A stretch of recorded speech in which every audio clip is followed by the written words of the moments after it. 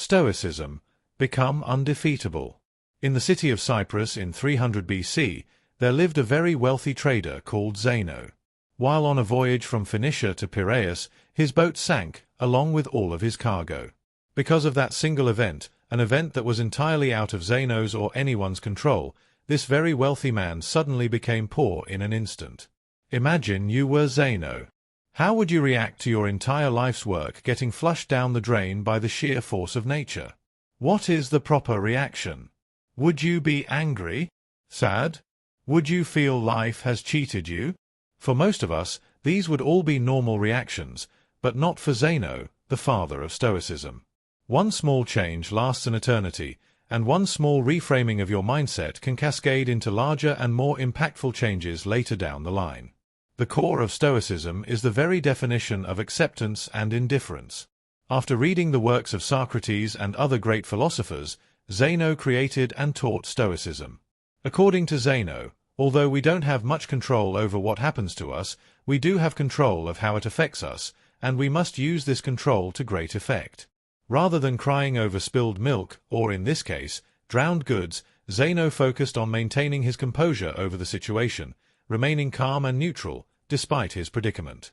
Modern misconceptions about Stoicism today lead people to inadvertently view Stoics as people who cannot be broken, individuals who don't often linger to the emotional extremes, going through things like fits of rage or bouts of anxiety.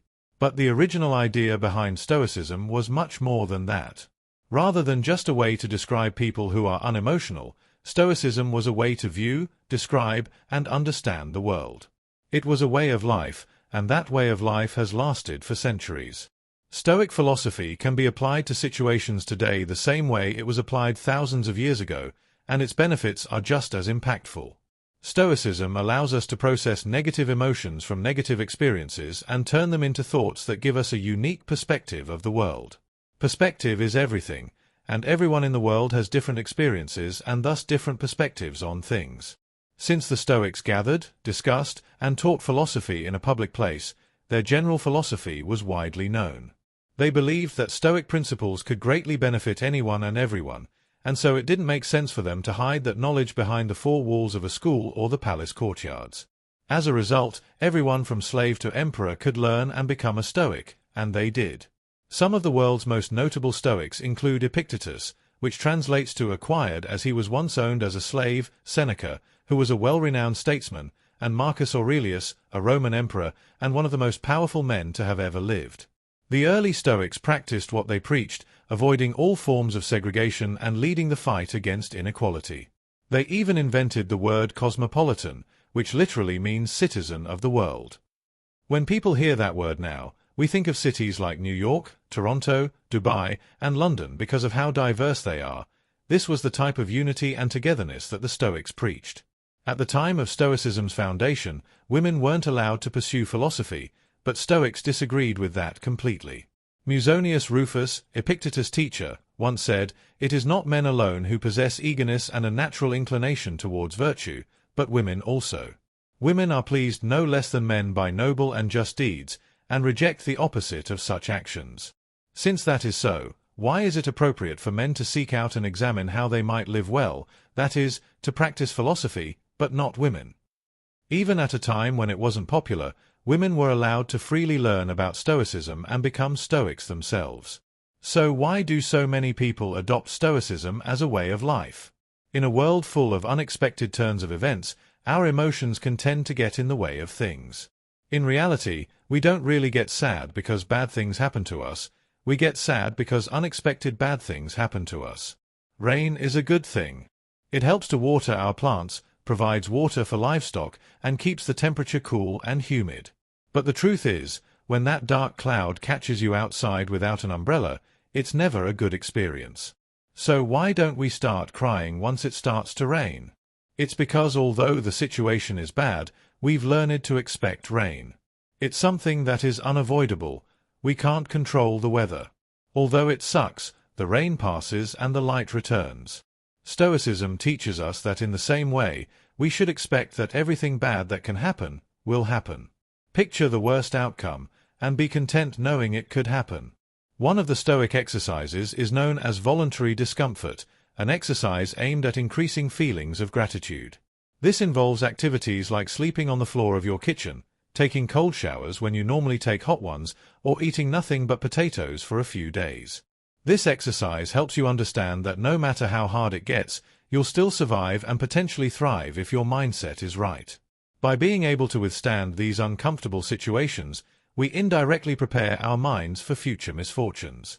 In the current state of the world, where advertisements are constantly shoved down our throats, we're made to believe that if we don't have the next best thing, look a certain way, or make a certain amount of money, we will never be happy.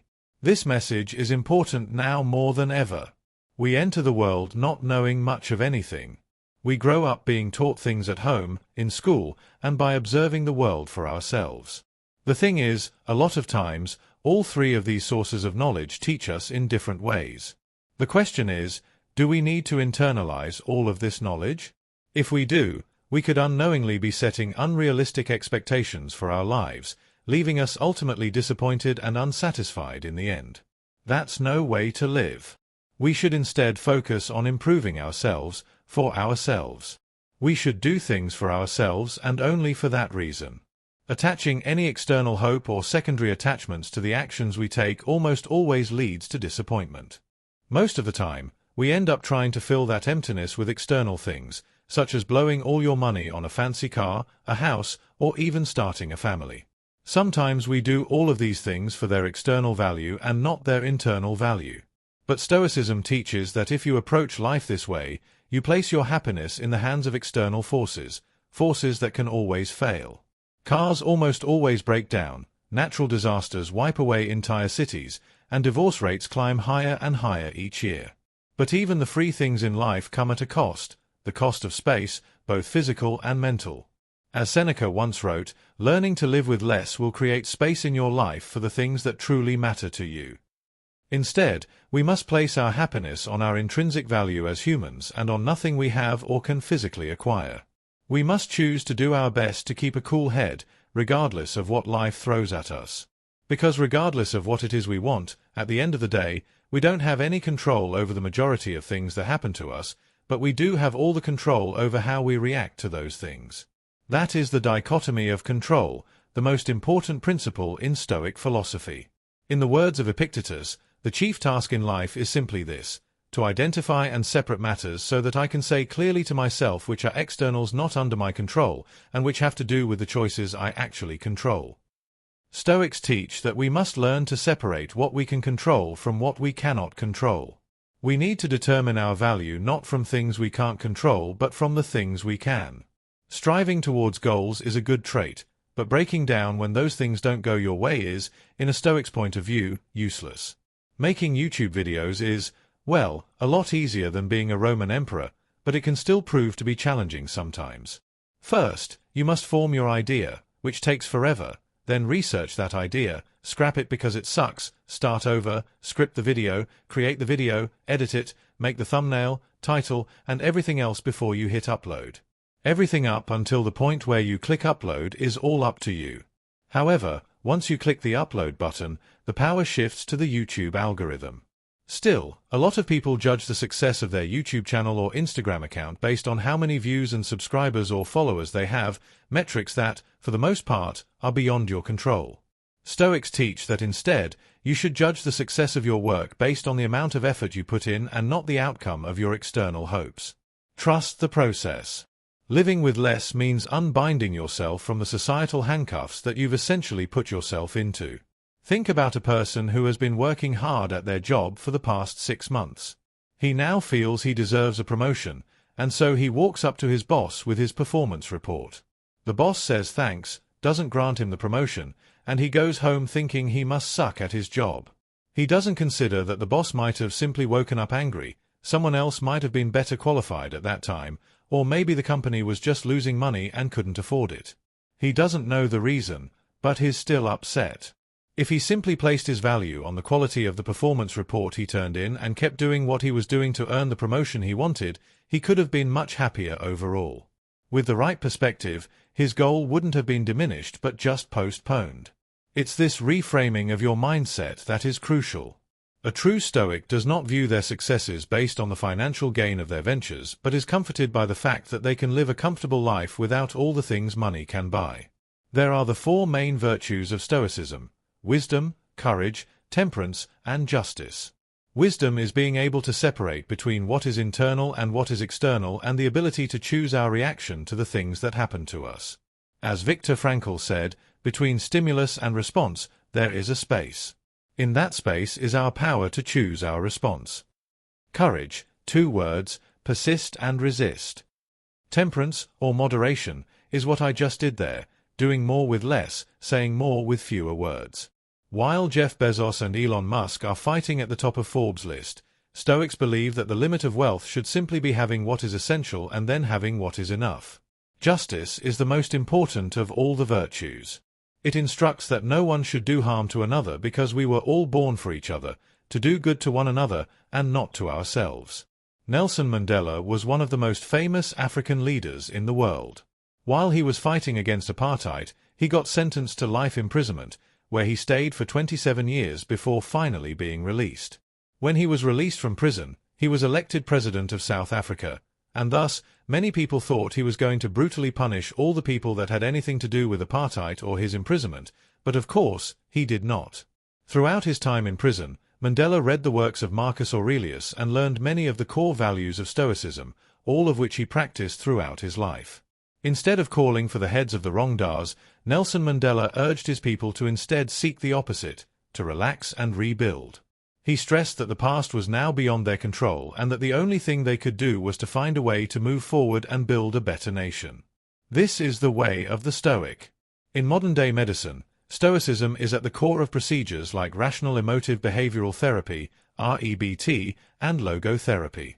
REBT helps patients identify negative thought patterns that might be causing emotional and behavioral issues. It allows you to challenge the reasoning behind all these negative thoughts with logic, and when you realize that many of them are unfounded, you can then replace them with more productive and healthier beliefs. Logotherapy, on the other hand, is based on the Stoic principle that humans are driven by purpose. Even in the darkest of situations, we can fill our lives with meaning and happiness by simply finding out what that purpose is. As many of us know, though, this is easier said than done. It's a process, much like everything else. We have to rewire the way we think, out with the old, in with the new. To fix our problems with happiness, we must practice self-worth. By redirecting our definition of value to the things that we can control, we can stop getting fixated on the things that we cannot control, and overall, we can lead a much happier and more fulfilling life. Stoicism helps us steer through past and present storms into calmer and more peaceful waters. And if our ship sinks and we all drown, we can take peace in the fact that we lived a good life, albeit not as long as we had hoped. Because remember, everything has an end.